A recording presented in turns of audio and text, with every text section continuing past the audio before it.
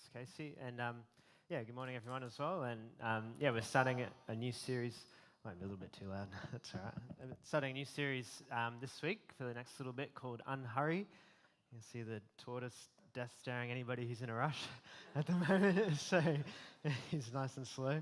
And just taking time to think about how to slow down a bit.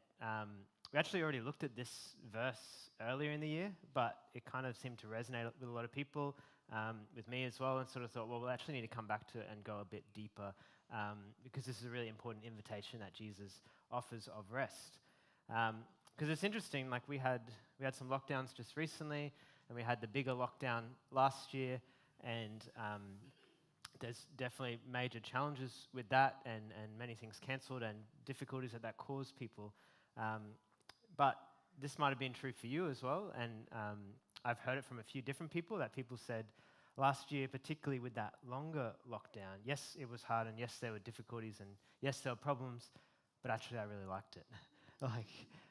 Some people I heard, and listening to other pastors say the same thing, that people in their congregation have sort of whispered to them, oh, I really actually appreciated that time, because it was a time where we were kind of forced to slow down.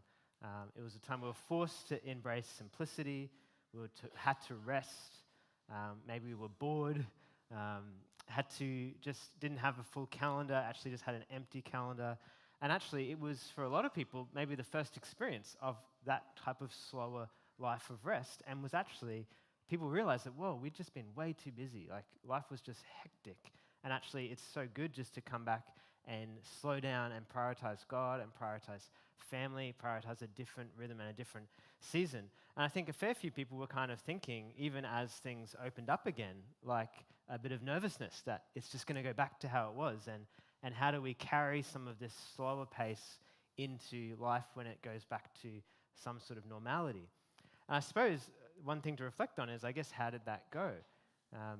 Because I guess in my own life, and even kind of thinking about just talking to people and kind of seeing things this year, it kind of seemed like last year we were forced to slow down, and now things have opened up, it's busier than ever. Like people's pace of life, it's like that was on hold, and now there's so much to catch up on. And it's almost everyone I'm talking to is just very, very busy. There's just lots and lots to do. And it's almost like we had to slow down, but now we're even more busy and perhaps even more tired. When we talked at this passage last year, we kind of thought, well, Jesus asks if you're tired or weary, and it was like, well, actually, I think most of us are pretty tired, and it's only the start of the year, but we're tired, but also busy, and then also busy, which kind of leads to being more tired, and kind of a rush and a pace of life that is not really sustainable. So I guess what we're doing is taking some time to think about this concept of unhurry, or slowing down, not just in lockdown, but as an actual rhythm of life, because that's what Jesus' invitation is to us. I'm just going to go through basically these three verses today in Matthew 11. We're going to look at it in the NIV. We're also going to look at it in the Message, because it kind of just gives a bit of a different take. And again, these are verses, there's a good chance you've heard them before. They maybe can kind of just be too familiar, but they're actually profound, and they're actually really important in a world that is very busy and distracted and hurried. So let's look at Matthew 11:28 again, just that first verse there. It says, "Come to me, all you who are weary and burdened, and I will give you rest." So this is an amazing invitation Jesus gives, right? To people who are tired, to people who are weary, to people who are burdened. He says, come to me, and he will give rest. I'll read that verse in the Message as well. This is Eugene Peterson. It's kind of like a paraphrase. It's kind of his thoughts on the passage as well. It's not a literal translation. He says it this way: "Are you tired, worn out, burned out on religion? Come to me, get away with me, and you'll recover your life. I'll show you how to take a real rest." Again, this is a profound invitation from Jesus. And what we're looking at today, that basically in our hurried world, Jesus offers us an invitation to come to him. There's busyness, there's lots on, but he offers us this invitation to come to him. And in the context of that day, it was like he's talking to people who are burdened, particularly with religious demands, particularly the rules of the Pharisees. And maybe that's true for some today as well, but I think in lots of cases today, it's really this burden of a pace of life that's unsustainable. The technological pace of life, just the speed of life, and particularly the burden of a life without God.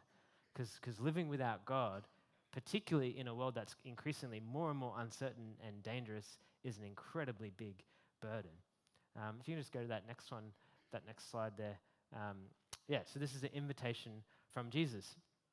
And it's interesting, right? Because I'm pretty sure back in the day, I was reading some stuff that sort of said people predicting the future were sort of looking at the technology that was coming out in the world, looking at computers, looking at how we can just make tasks that would have taken a long time a lot shorter, which has just progressed more and more. And people started to think, well, what are people going to do with all their time in the future? People are going to be able to do their job in a few hours, and then they're just going to have all this time of leisure, and there's going to be these big problems with boredom, and how are people going to fill their calendars? And that just is not at all what happened. It's like the more technology we've had, the faster it is to do things, the more that we do. And the more that we cram into life. And now it just seems to pick up more and more that it's not so much that we can do things faster so we do less, is that we can do things faster so we do even more. And then life is even faster and more filled than ever. We've said this before, but it still happens, and it still happens with me as well. You ask someone how they're going, maybe it even happened this morning, and the first response is good, just busy. And it's almost like we're so busy we don't know how we're going. Like all we can say is, well, there's just lots happening. Like we don't actually really know how we are because we're so distracted and busy. John Mark Comer, I'll just read this quote on the next slide, says this. He says, pay attention to this idea of how are you, I'm busy. He says, pay attention, you'll find this answer everywhere. Across ethnicity, gender, stage of life, even class. College students are busy, young parents are busy, empty nesters living on a golf course are busy, CEOs are busy, so are barristers, part-time nannies, Americans are busy, Kiwis are busy, Germans are busy, we're all busy. I'm sure there's some people that aren't, but basically the norm is to be very busy. And even if you're in a stage of life, perhaps even retired, and you think this is a stage of life to not be busy, but people are busy, and life is quite full. And it's hard to slow down in our world because it's almost like that's the norm. And people think you're strange if you're not busy. As well, there's just so much distraction now, partly because of the technologies that we have, just because of media and things, that life, there's so many things that come at us all the time. And I don't know if you've had this experience. I think it's a pretty normal thing for young people. It happened to me this morning again. I go to do something on my computer, and there's a notification or there's a distraction or there's something else that happens, and after a couple of minutes I forget what I was even going to do. And then I have to think about it for a while and then come back. Like just doing a simple task, like checking an email, is like contested ground where you can't even do that one thing because there's all these things like competing for our attention. So we're constantly distracted and go from one thing to another. And we sort of might be thinking like, well, this isn't really a big deal. Why are we talking about this in church? Like there's bigger problems than hurry or busyness. But the more and more people I'm reading and things we're considering is that like maybe this is not what you'd think of as a big problem, but actually is a really significant problem in our day and age. Again, I'll read another quote from, this is from John Ortberg. It says this on that next slide. He says, for many of us, the great danger is not that we will renounce our faith, it's that we will become so distracted and rushed and preoccupied that we will settle for a mediocre version of it. We will just skim our lives instead of actually living them. So it's not, for most of us, it's not that we're going to forget about God completely, but that we're actually not going to go deep with Him and deep with each other and actually miss out on what this Jesus is offering, which is a life that's with Him, and that's a life of rest. So we'll go on to the next part of Jesus' invitation in verse 29. To this hurried world, He says, come to Him for rest.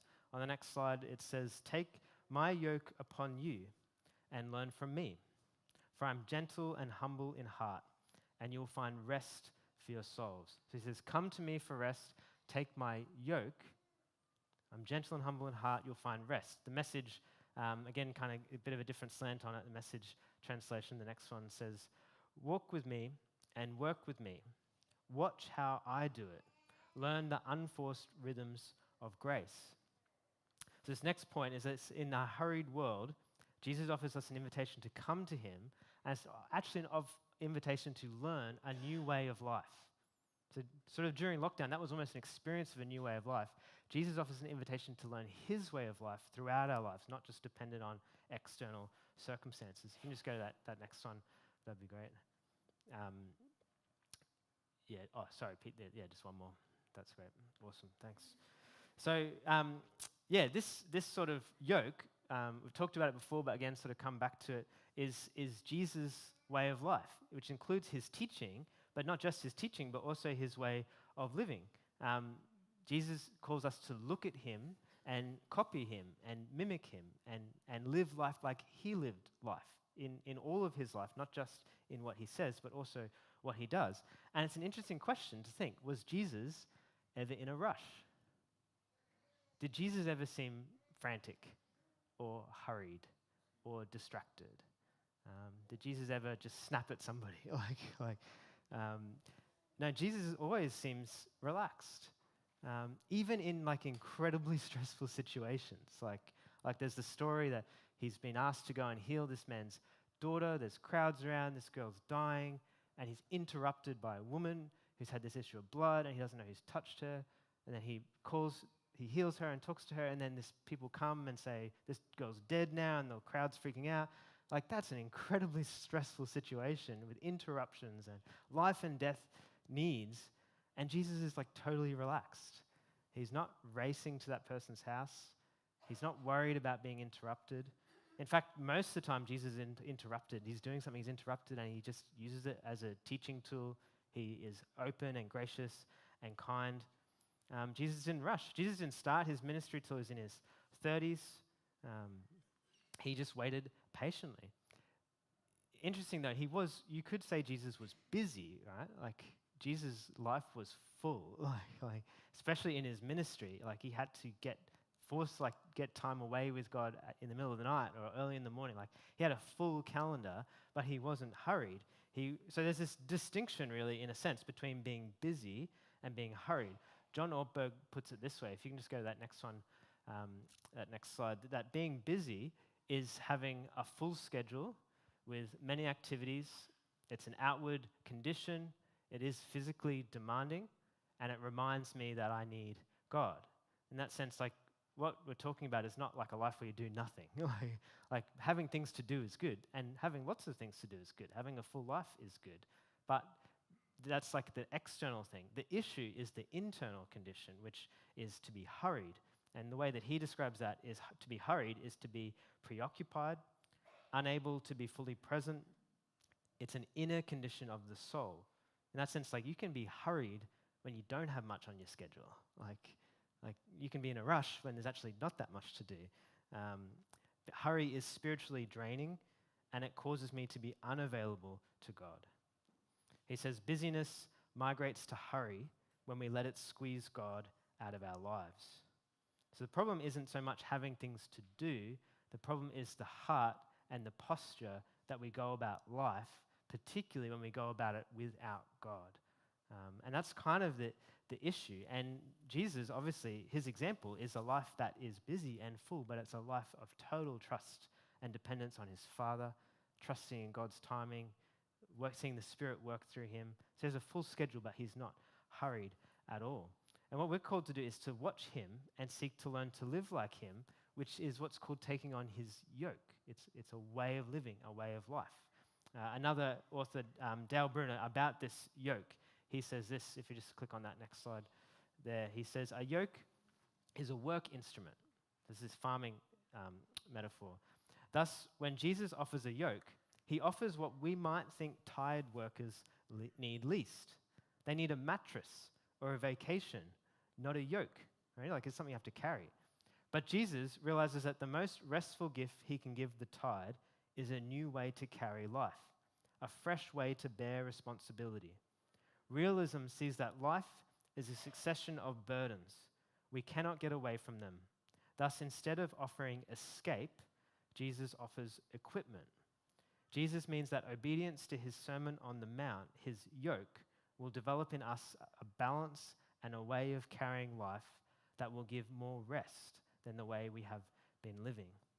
So it's actually a way of life that Jesus calls us to, which is his teaching, but it's also Jesus' way of living that actually we're to take on and learn from.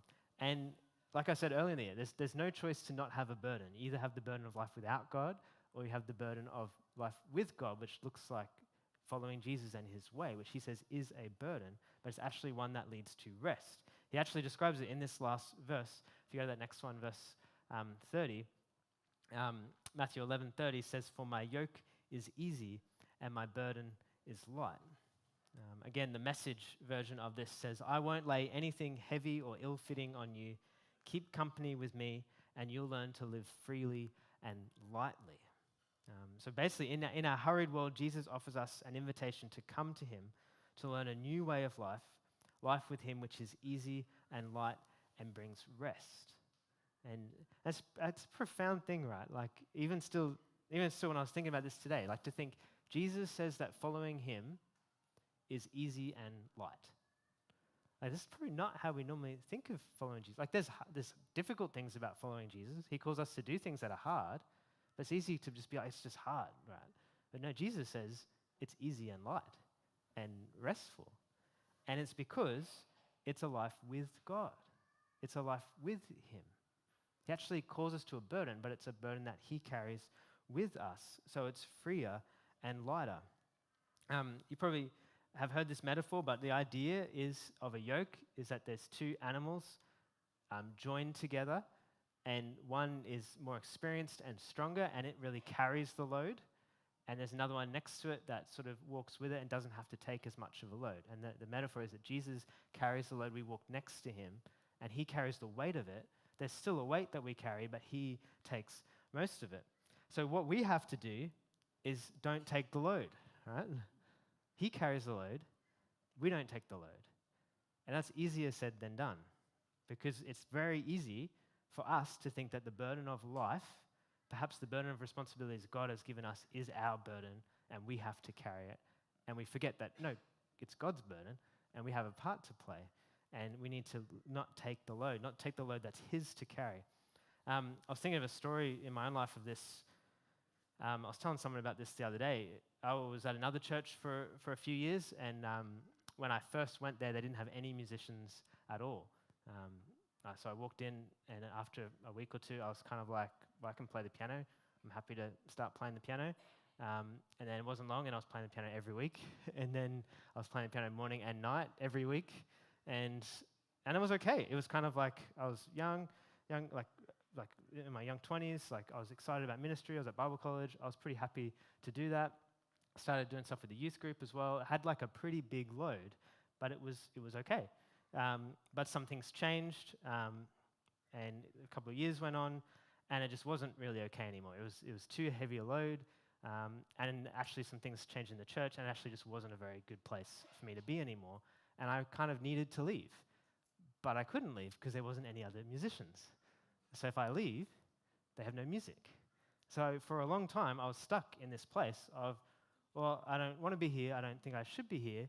But if I leave, they won't have anyone to play the music, so I can't leave. And I carried this burden, and that became a heavy burden, and that wasn't good. And eventually, I got to the place where I was like, well, I just have to leave. I have to stop, and I don't know what's going to happen with the music, but this is really bad for me. I need to take a break. So I did. I just sort of said, this is the date. Sorry, but I won't be playing anymore. I'm going to be moving on. And I did that. And I think the next week, someone came along who could play the piano. It was like a week or two. And I was like, that wasn't my burden, right? Like that's God's burden. That's God's responsibility. We have a part to play, and it's to follow him and to play a part with him. But sometimes, especially in church, it's so easy to take on a huge burden and think it's all our responsibility. It's like, no, it's God's. Don't take the load. Let him take his load. We need to not take his, but just ours. The same way, in this sort of metaphor, if it's going to be easy and light, we need to not run ahead. Don't run ahead. We're not the ones who set the pace. And again, that's pretty difficult because Maybe there's something that we're passionate about or excited about, or perhaps even something God said that he's going to do. And again, if you're like me, you think it means now, right? Like let's go, let's move ahead. And if you run ahead and God's here, you start to take the load, and it doesn't work, and it's frustrating and it's difficult. If we want to set the pace, we miss out on that ease and that lightness because we're kind of forgetting God and rushing ahead by ourselves. So you need to not rush ahead. And because really, often, God's pace is a lot slower than ours. I'm not sure if you've experienced that, but perhaps we want something to happen, and it does happen, but it ends up happening a lot slower than what we expected. God was working, but he seems to work in a slower way, particularly slower than our kind of culture's way, like technological fast speed. There's this really cool quote. I think he's a Japanese theologian. He says this. He's got a book called 3 Mile an Hour God, because that's about how fast you walk, 3 miles an hour. And he says this: God walks slowly because he is love. If he is not love, he would have gone much faster. Love has its speed. It's an inner speed. It's a spiritual speed. It's a different kind of speed from the technological speed to which we are accustomed. It is slow, yet it is Lord over all other speeds, since it is the speed of love.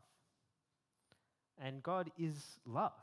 Right? And Jesus, even in these verses, says that he's humble and he's gentle. He's not in a rush. He operates at a different pace.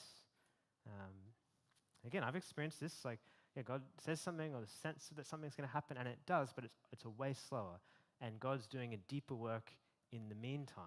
And what's needed is just to go at his pace, and just to have patience, and just to slow down, to embrace his love and his timing, and just be loved by him and love others in the meantime.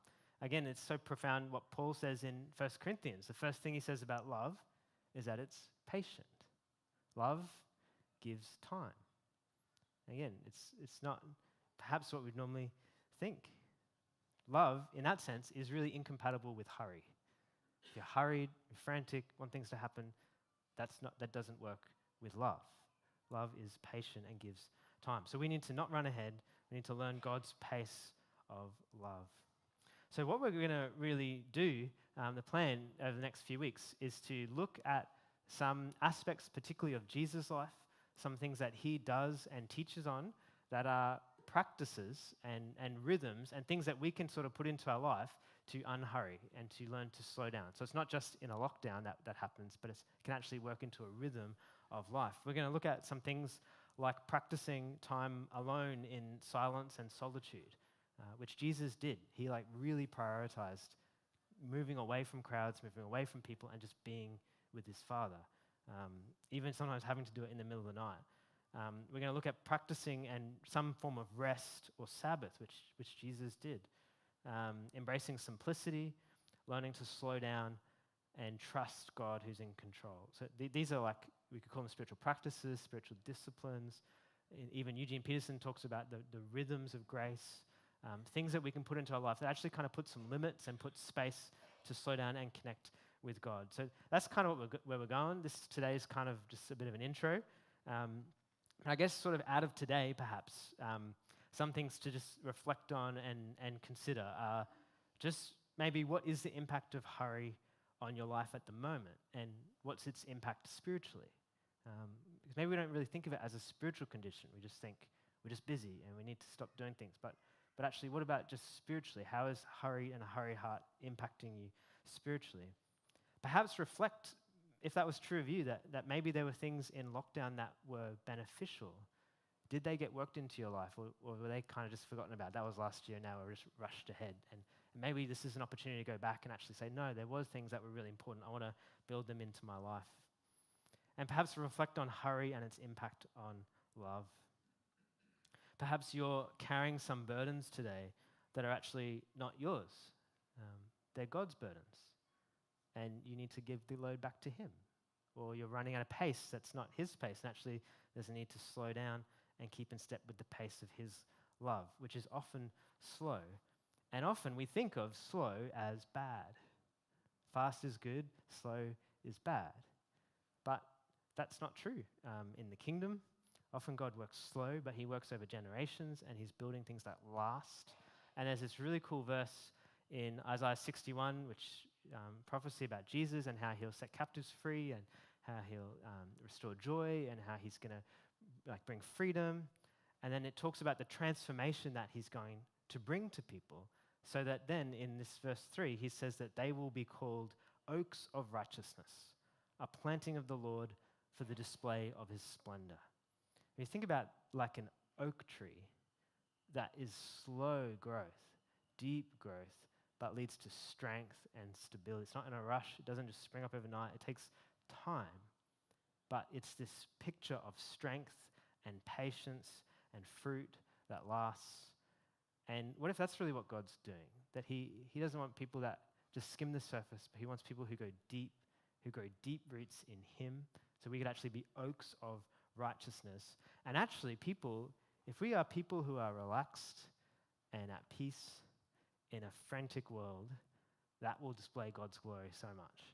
And if we were a community of that, what could that look like as well? So let's pray, and then, just encourage you to engage with this over the next few weeks in this series. Just thank you, Jesus, for this invitation that you give to us again. Just help us to hear it afresh. If we are tired and busy or hurried at the moment, Lord, you know each of our schedules, you know the needs and demands, you know the stresses, and yet you say to us, come to me and I will give you rest. Just ask God for new rhythms and new practices in our lives and in our community. God, will be people who can go deep with you and be at peace and at rest, even when things are busy. Just ask for your peace and the work of your Spirit. We just offer this series to you, Lord, offer this season to you.